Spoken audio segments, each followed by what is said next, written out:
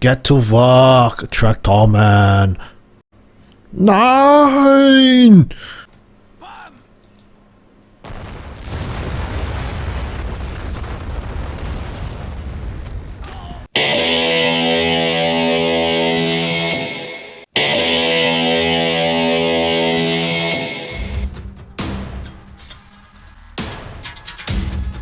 Hi, welcome to the grenade tutorial. There are two main types of grenades, the anti-personnel grenade, located over here, and the AT grenade, the anti-tank grenade, located here. The anti-personnel grenade is obviously for killing infantry, and it has a range of approximately 16.5 in non-direct control mode. The AT grenade has a range of approximately 9.9 in non-direct control mode. With direct control mode, you can extend the range of the grenades.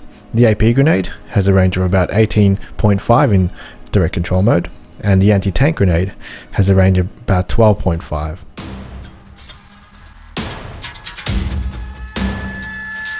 One of the main benefits of grenades is you can throw it over an arc. This allows you to use obstacles as cover, such as this building, as you make your approach. In this scenario here, I'm going to try to throw a grenade to those Germans behind the stone wall.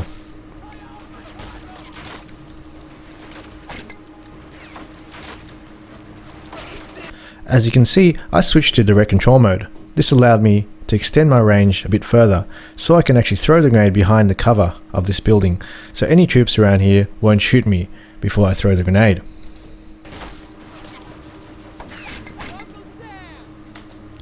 You can see that timer, when it landed, it still had a timer on it. It's got 9 there right now. Basically this means it's 0.9 seconds it will explode. If the enemy was very vigilant, they would probably move this by now, move the troops away into safety. This time I got lucky, but in some cases this may not be the case. This is when you need to cook the grenade.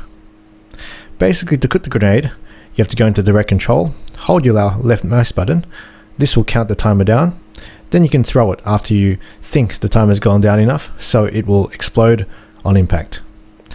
At max range, basically it's around 2 seconds holding it in cooked mode before you throw it, then it will explode directly on impact.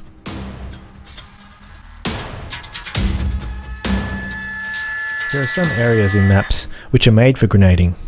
Some examples of this is farmland in the center and urban garden in the center. The reason for this is it's a very low risk play to play that grenading, because you can see here there's all these greenhouses here and this big house here, which prevents the person that's throwing the grenade from getting hit from any small arms or any type of fire. And also you can throw it over that building to kill the person capping the flag. In this example here, I'm just going to throw a grenade over because I'm going to guess that a guy's probably over there. As you can see, it wasn't a very good grenade as it hit the roof over there because the angle was a bit funny. I wasn't too sure about that. So now I'm going to just let the AI shoot it, or throw the grenade in fact. You can see it's going to take the path it knows, and it knows to stop here to throw it. And it lands on the target. The disadvantage of this obviously is that it's not cooked and it'll have to time down to explode. But in hard to hit places, you may want to get the AI to throw the grenade.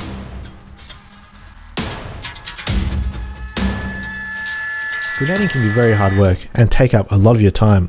It is a micro-intensive task, especially if you decide to cook most of your grenades. In this scenario here, I'll just be assaulting 2 riflemen behind sandbags there. And I don't want to cook the grenades. The reason is, they're just 2 riflemen, and not very important, and if they do run away, the guys in prone will probably shoot them to death. So I just switch over, quickly micro-mar the unit on the other side, or something more important. Then I can switch back and either find these guys dead or running away. It's not that important if they do run away, but if they did run away, I can just charge my troops up to the flag and get my objective. So the lesson here is, do not over micro. There's a lot of good players out there that haven't stepped up to another level just because they decide to micro the wrong units.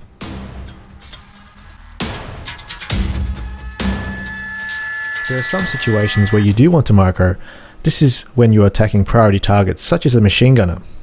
The enemy will also be very vigilant when you are throwing a grenade to a machine gunner. That's his priority too, to protect it. So I'll be DCing this one for sure. Controlling the unit, going to direct control, trying to cook the grenade off so it lands and explodes on that MG before it can escape. That time I didn't actually cook it very correctly, but you get the idea. Basically, you want to cook the grenades for the priority targets so they don't escape. Tank grenades. Not only for tanks, you can use them to destroy buildings. One good example is to destroy a building to go inside to hide and cap the flag. One example of this is in Farmland. So here I am, just throwing a grenade behind that building, so I can cap here in the safety of behind that building. As you can see, I ran in a bit early and that wall actually collapsed on me. So obviously don't make that same mistake I did. You can also use anti-tank grenades to take out infantry. I use this quite often. The reason for this is you don't have to cook the grenades, and the grenades explode directly on impact. This will save you a lot of micro. As you can see here, the guy's just running up, throws the 80 grenade, lands on impact. In that scenario, I didn't actually have to be on the screen. I could have thrown that and moved somewhere else to another unit. I could have microed more better.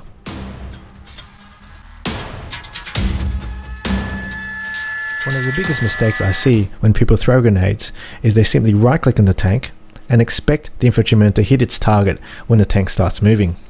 You can see the tank decides to move, and when I get into range it just stops. So I right click again, gets into range and just stops.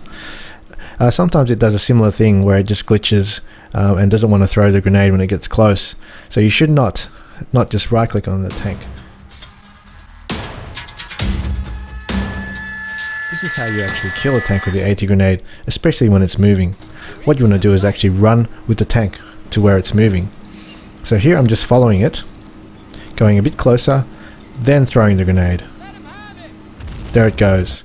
So the reason I got that is when I was throwing it, the tank was still in range. So the key here is to make sure you give yourself some time for the tank to move, and make sure it's in range when you throw it.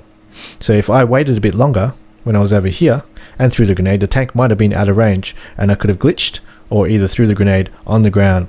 So the key is to give yourself some time when you throw that grenade.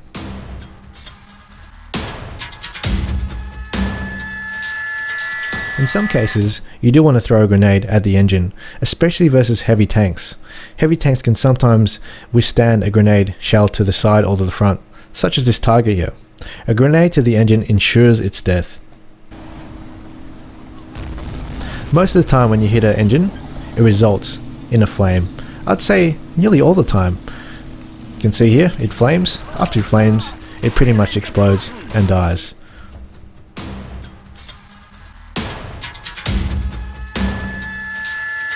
On the topic of hotkeys and macros, I don't use too many hotkeys myself, but I can see how a grenade hotkey can do you favors.